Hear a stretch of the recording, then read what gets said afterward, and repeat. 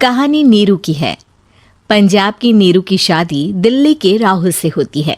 दिल्ली कितना बड़ा शहर है ना, लेकिन आप लोगों का घर तो बहुत छोटा है। हमारे पंजाब में तो ये बड़े बड़े घर होते हैं कि मजा ही आ जाता है। कोई बात नहीं नीरू, मैं भी तुम्हारे लिए बहुत बड़ा मकान बनाऊंगा बहुत जल्दी। नीरू के पिता जहां पंजाब के जाने माने व्यापारी थे, वहीं उसका पति राहुल दिल्ली में एक सिंपल नौकरी करता था।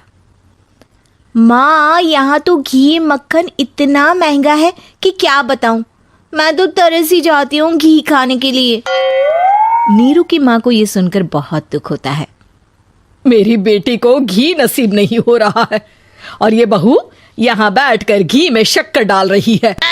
देख वनिता, मैं साफ कह रही हूँ, इस घर में जितना घी आएगा उतना ही मेरी बेटी के घर दिल्ली भी जाएगा। अरे ये क्या बात होती माँ जी, बेटी का उतना ही करो जो अच्छा लगे। अब क्या मायके से घी और मक्खन तक की सप्लाई करोगी आप? हाँ, मेरी बेटी किसी चीज को तरसे मुझसे बर्दाश्त नहीं होता।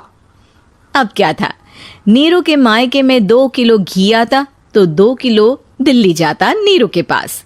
एक दिन, माँ बड़ी गर्मी पड़ती है दिल्ली में।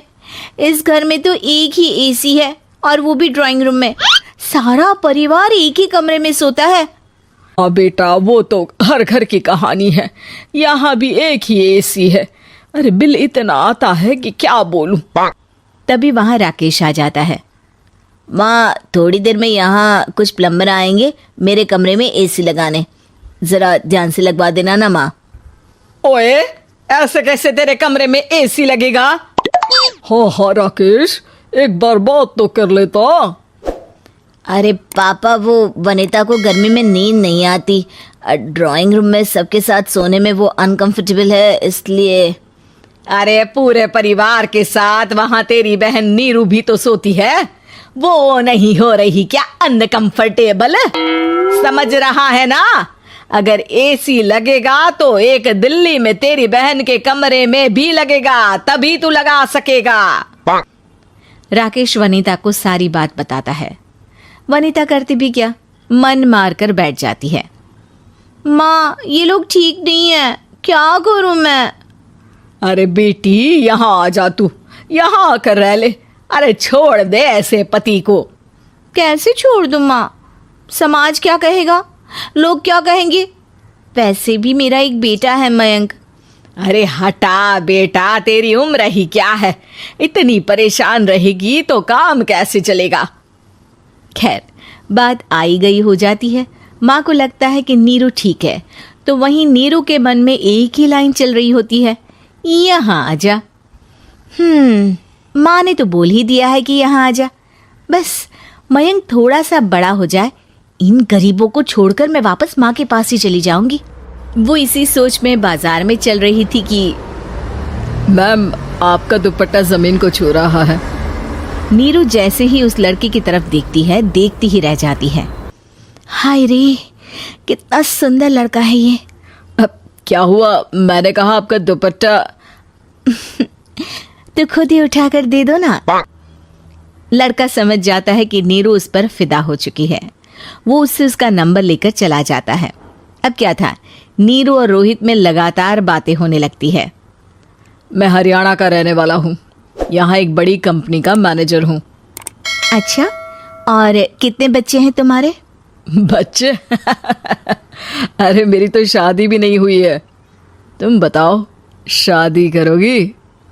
नीरू शर्मा जाती है। अब लेकिन मैं तो पहले से ही शादीशुदा हूँ। मुझे फर्क नहीं पड़ता, बस तुम शादी कर लो, भाग चलते हैं। बहुत पैसे वाला हूँ मैं, हमेशा खुश रखूंगा तुम्हें।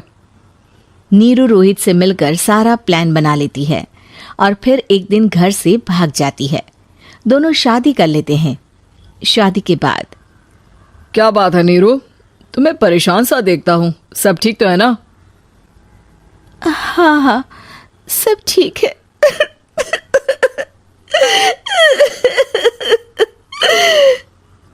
ये कहते कहते ही वो रोने लगती है। अरे क्या हो गया, रो क्यों रही हो? मैंने तुमसे एक बात छुपाई है। और वही बात अब मुझे परेशान कर रही है।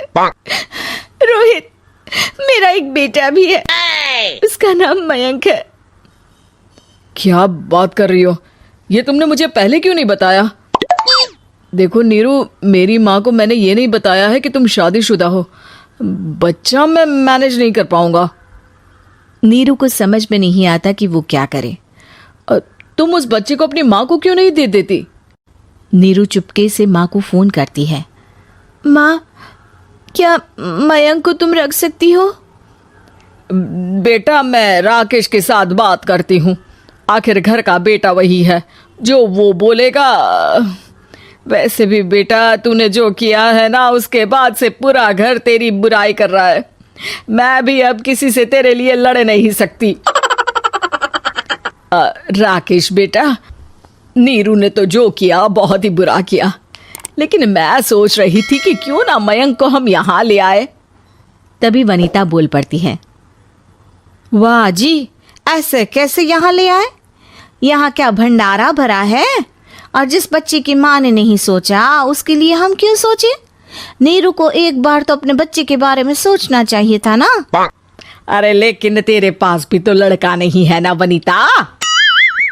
माँ, वनीता ठीक बोल रही है। कल को वो बड़ा होकर इसी घर का हिस्सा मांगेगा तो हम क्या करेंगे? माँ कहती भी तो क्या, वो चुप रह जाती है। वहीं नीरू का पहला पति कहता है। माँ, अगर आज भी वो वापस आ जाए तो मैं उसे माफ कर दूंगा। बेटा, गरीबी चीज ही ऐसी है, क्या करेगा? तू तो अब मयंक का सोच। वो बेचारा तो बिना माँ का हो गया। मयंक के खातिर तो दूसरी शादी कर ले बेटा। लोगों के लाख समझाने के बाद नीरू के पहले पति की शादी रिद्धि से हो जाती है, जिसके पहले पति से 2 बच्चे होते हैं। देखो जी, मैंने शादी सिर्फ बच्चे के खातिर की है। मैंने भी शादी सिर्फ बच्चों के खातिर की है। वहीं नीरू के दूसरे पति के मन में ये बात घर कर जाती है कि नीरू एक मासूम बच्चे को उसके खातिर छोड़ कर आई है। अब देखो नीरू, मुझे लगता है कि जो औरत अपनी कोख का बच्चा छोड़ सकती है, वो तो कुछ भी कर सकती है। कल को तुम्हें मुझसे अच्छा कोई मिल गया तो तुम तो मुझे भी बाय बाय कर दोगी ना।